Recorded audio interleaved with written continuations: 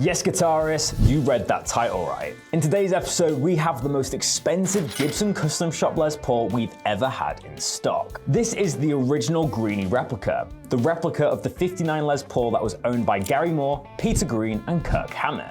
It's an incredibly rare and sought-after recreation, fetching over $50,000 on the used market. So sit back and relax, grab yourself some popcorn, and let's get straight into this Squealing Pig Guitars video.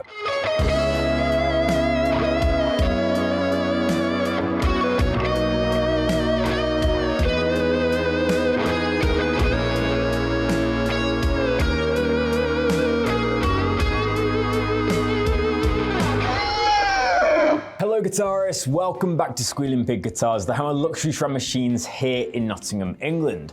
My name is Ben Keightley, and today we have one of the most rare and sought after Gibson Custom Shop releases. This is the original Greeny Replica, released in 2010 and was limited to 125 pieces. It was released as a part of the Collector's Choice series, and in fact it was actually the first model released. Aged by Tom Murphy and limited to 125 pieces, this might just be the most rare and sought after Gibson Custom Shop guitar ever made. But of course here at Squealing Pig Guitars, our main mission is to find the best guitars on the planet. So I'll be rating this guitar out of 10 at the end of the video, so make sure to stay tuned until then. So let's not dawdle any further, let's grab this guitar and go over the backstory of Greeny.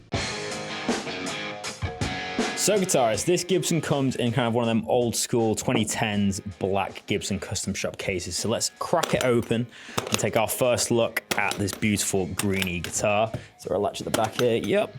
Opening it up, wow, what an iconic looking instrument. Of course, this is Greeny, the first replica made by Gibson Custom Shop. This was a part of the Collector's Choice series, and the aging on this one is done by Tom Murphy, who obviously later started the Murphy Lab. But yeah, this guitar looks absolutely incredible, so let's take it out and talk about the backstory of Greeny. Okay, so now I'm going to go over the backstory of Greeny. Obviously, I've got the replica in my hand here, and it's absolutely stunning. We'll be talking about the specs in a little bit. But let's turn back time and talk about the original Greeny. Of course, Greeny was a 1959 Les Paul, coming from the golden era of Gibson.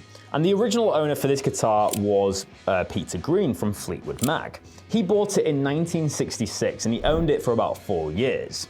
That guitar appeared on a lot of the early Fleetwood Mac records.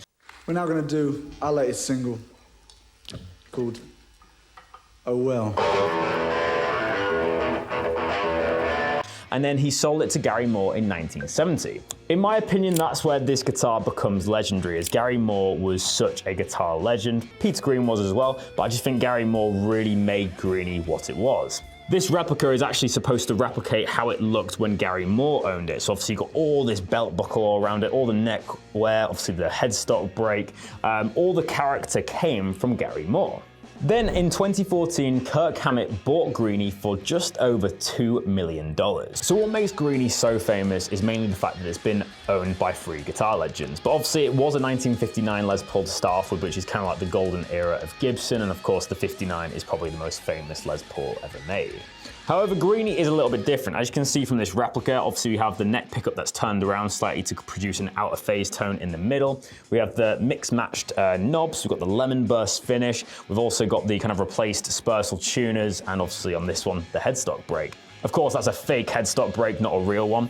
But yeah, Greeny is a very unique guitar indeed. So as I mentioned previously in this episode, this was the first Collector's Choice model. It's what we call CC01A, obviously A for age. There would have been a VOS version of this as well. But basically the Collector's Choice series was the Gibson Custom Shop program that was trying to replicate all bursts or famous bursts from the era. So the original kind of model name for the Collector's Choice was the Gibson CC #1 Melvin Franks. And you might be saying, who's Melvin Franks? Well, he was the collector that kind of documented Greeny after Peter Green and Gary Moore's ownership. He was the guy who owned it just before Kirk Hammett bought it in 2014. So when this was being replicated by Gibson's Custom Shop department, they were in contact with Melvin Franks, hence his name on the Collector's Choice series. So you might be asking, how did the out of phase tone come about on Greeny? So it's reported that in 1960s, when Peter Green owned the guitar, it went in for a repair and they took the neck pickup cover off. And whilst it was being repaired, it's rumored that the magnet inside the pickup was actually flipped. When the magnet is flipped, the pickup's magnetic polarity reverses, but the wiring stays the same. So the signals partially cancel each other out, meaning you get that kind of hollow Stratocaster tone. A lot of people describe it as nasally or hollow, but it's basically the middle position on this guitar, and it's really the characteristic of the Greeny tone. And this guitar does it perfectly. That middle position is heard a lot on Fleetwood Mac records. If you listen to Black Magic Woman or Need Your Love So Bad, you can hear that middle position, that kind of quacky funk tone all over it. However, when Gary Moore owned it, he seemed to use the bridge and the neck pickup a lot, especially the bridge for like Parisian Walkways and the neck for Still Got the Blues. His tones are very sustainy and full of character. So now let's have a chat about this collector's choice version. So to our knowledge, it is the first Gibson Custom Shop reissue of Greeny. Of course, since the collector's choice series, there's been a few releases from the Custom Shop and the USA Standard line. Recently, the Gibson Custom Shop produced a Greeny model at like 3 different tiers. I think you had a VOS one, an aged one, and then you had an aged and Brazilian rosewood one, and that came with an experience with Kirk Hammett in Nashville with Gibson. They were £50,000 brand new, I'm pretty sure, so obviously they've gone even higher up, and I don't think you're actually able to sell them guitars. I think there was a clause from Gibson, which was quite controversial at the time. However, obviously this is the original, so in my opinion, these are even rarer. Yes, it doesn't have Brazilian rosewood, but because of the time and the fact that it was aged by Tom Murphy, a lot of people would see these as even more high-end. I actually did get a chance to play the Brazilian board aged Greeny in Nashville. It felt a little bit different to this. It felt a bit more like a Murphy Lab guitar with the neck pickup, reverse, whereas this definitely feels like a collector's choice one, so you've got a bit more of a thicker lacquer finish. The relicking is very different, and obviously you can tell that Tom Murphy's done this one because of the checking with the razor blade. But it's a very nice reissue of Greeny, and I have to say it's probably one of the most beautiful Les Pauls I've ever seen. So let's run down the specs. So just like all 59s ever made, we've got a one-piece mahogany back. This is very lightweight mahogany. This guitar is definitely around 8 pounds, maybe 8.5 pounds. We'll obviously confirm that when we set it up for sale later on. This guitar can be no more than 8.5 pounds. It's very light for a Les Paul. We then have a stunning 2-piece flamed maple top with that lemon burst finish. Of course, we've got that Murphy checking all over the front, and we have some really nice belt buckle rash on the back. With that really nice kind of aged kind of aniline dye on the back, it's kind of gone to almost like a brown color. We then have a mahogany neck on this one with a rosewood fingerboard and celluloid inlays. We've got 22 frets on this one with a 24.75 inch scale length, and we have a nylon nut. We've also got the tortoiseshell side dots, which is nice to see. Moving on to the headstock, you can see we've got that beautiful kind of Gibson headstock with the Les Paul silkscreen. Again, we've got a lot of checking on there. To turn it over, you'll see the serial number, which has CC01A, standing for Collector's Choice 1 Aged. And this is number 56 out of the run. It's rumored that there was about 100 to 125 released of this model. The Collector's Choice series was quite weird because they would normally say they would release 150, but sometimes they didn't actually produce the full amount. It was all just down to demand. So we're not too sure on the exact number. If you know, let me know down below. Of course, you've got all the kind of old screw marks where the original tuners were. These are replacement tuners, but obviously factory correct for Greeny. These are the Spursel kind of tuners. We've also got that fake headstock break, which is so funny on these guitars. Moving on to the pickups, this is where it really makes Greeny Greeny. We have that reverse neck pickup, which allows you to have that out of phase tone in the middle. I believe the reason they did this on the original Greeny was to get rid of some ground hum. I think the neck pickup was like wound the wrong way or something. I mean, if you guys know, let me know down below. So what makes Greeny Greeny is the electronics. So obviously we've got 2 humbuckers here. These are the Burst Bucker 2 and Burst Bucker 3 from Gibson set, so it's like a PAF kind of replica. They reverse the neck pickup to give you the classic Greeny tone, to get that nice quack in the middle. Then we have 2 kind of standard kind of 50s knobs, and then we have like 2 60s knobs at the top, which is obviously a replacement. I believe a lot of guitar players used to do this so they could feel the difference between the 2 pickups, especially when singing. I know Joe Bonamassa does that. We then have a 3-way switch with the poke chip. This has been completely aged off. Of course, to finish off, got an ABR1 bridge and an aluminium stock tailpiece with all the aging over that hardware. So yeah, this is the most expensive Gibson Custom Shop guitar we've ever had in stock, and I have to say it's an absolute honor to showcase this for you today. But that's all the information you need to know about this Collector's Choice Greeny. So without further ado, let's plug it into the Mesa Boogie and make some noise. For today's episode, I'm running into the Mesa Boogie Mark V amplifier, and to start off with, I'll be on the clean channel. This is just to demonstrate the neck, the middle, and the bridge tones. And of course, on this guitar, we have the middle position, which is that lovely kind of outer phase tone. To start off with, I only have a compressor pedal from TC Electronicon and a Hall reverb from the Golden Reverberator. So let's hear the same thing on each pickup so we can hear the difference. So I'll just play some chords. That's the neck, middle. Hear that quack, and then the bridge. Let's go back to the neck and play an arrangement.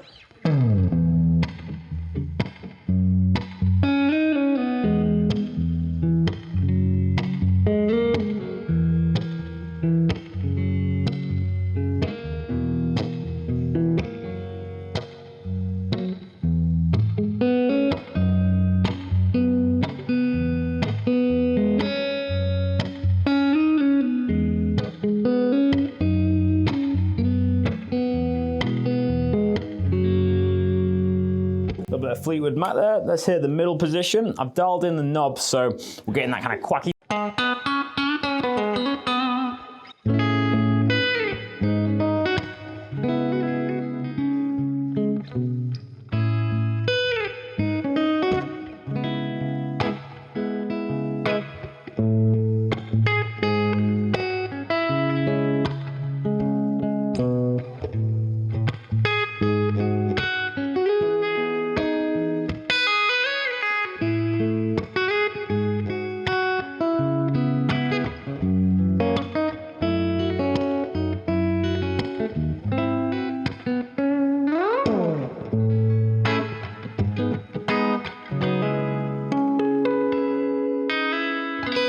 I've just played around with the knobs a little bit on that outer phase tone. You can hear how clear that quack is now.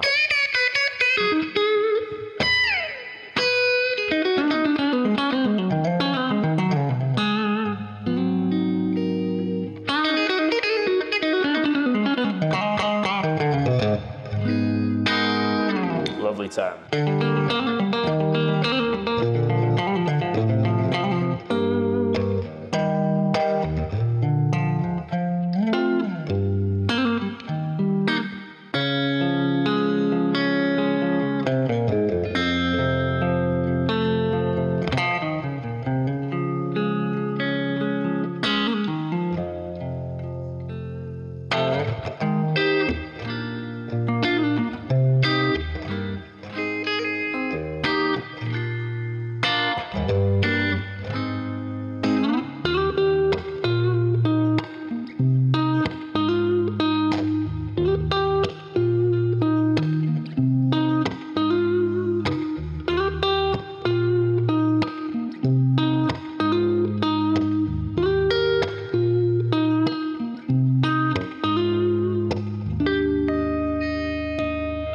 Great stuff. Now let's hear the bridge pick.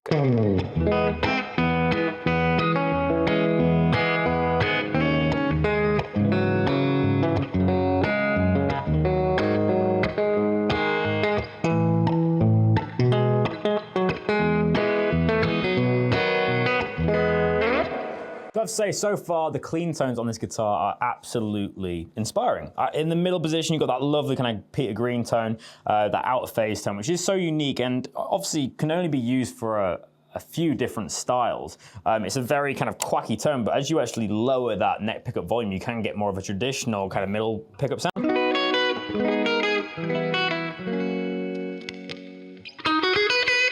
You get that kind of BB King, kind of greeny tone.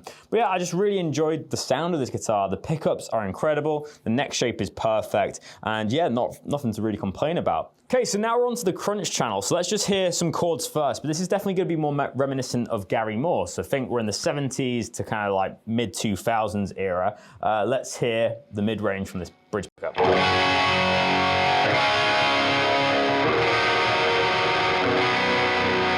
That's such a great tone. Neck pickup. A little bit more dull sounding, and then in the middle.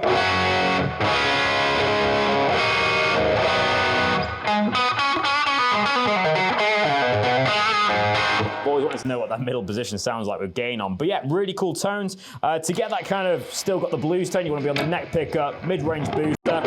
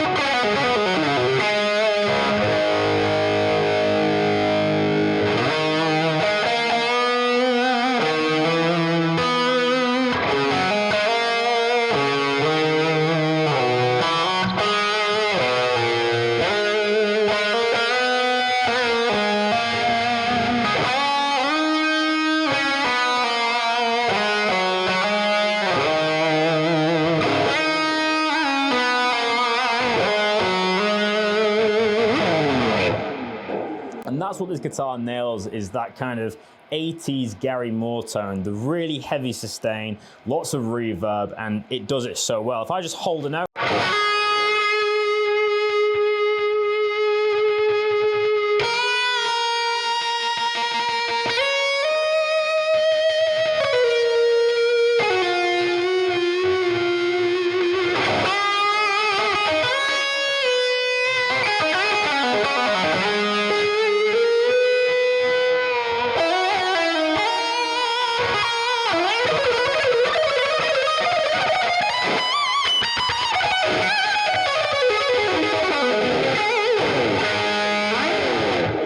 all the sustain for all the days. It just sounds incredible.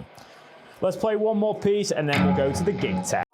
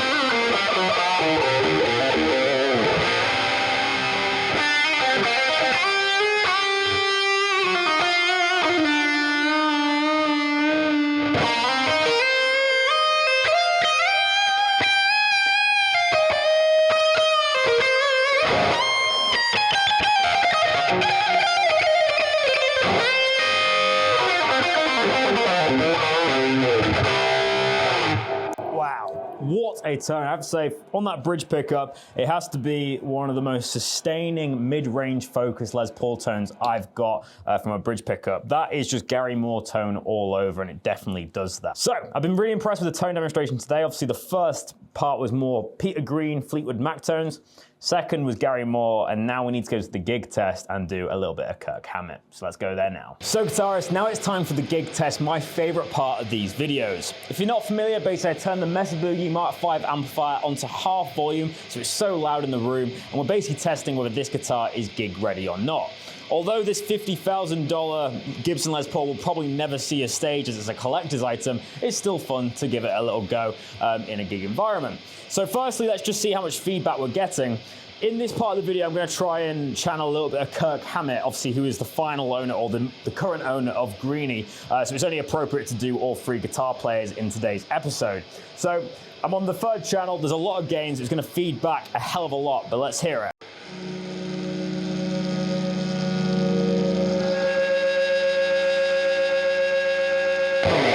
That's a powerful feedback. I can feel that.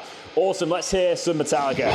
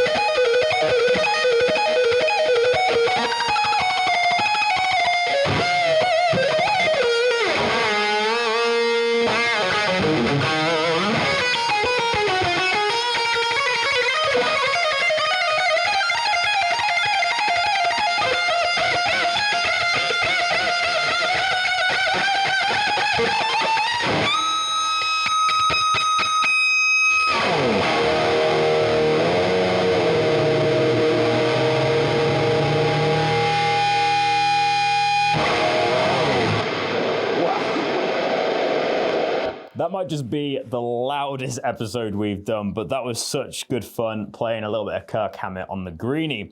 Let me know what you think in the comment section below, but that is the end of the gig test, so let's go to In the Mix.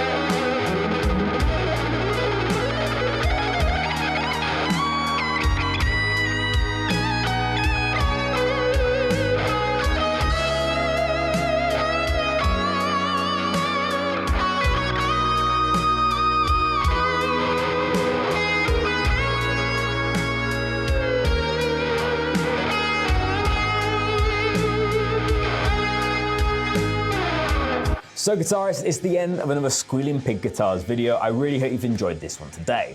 If you have enjoyed, make sure to leave a thumbs up on this video and hit the hype points button. Also, let me know in the comment section below, what do you think of this original Greeny replica? Do you love it or do you hate it? Let me know down below. We're on the road to 100,000 subscribers and we could definitely do with your help. So make sure to hit that subscribe button and hit the notification bell to be notified when we make a new video. But let's get down to business. What am I going to rate this guitar today? So I'm sure a lot of you have been expecting this result, but of course it's going to be a 10 out of 10 for this Greeny. Not only is it one of the most expensive Gibson custom shop guitars we've ever had, but it's also one of the most rare. It was released in 2010 and there was only 125 of these guitars made.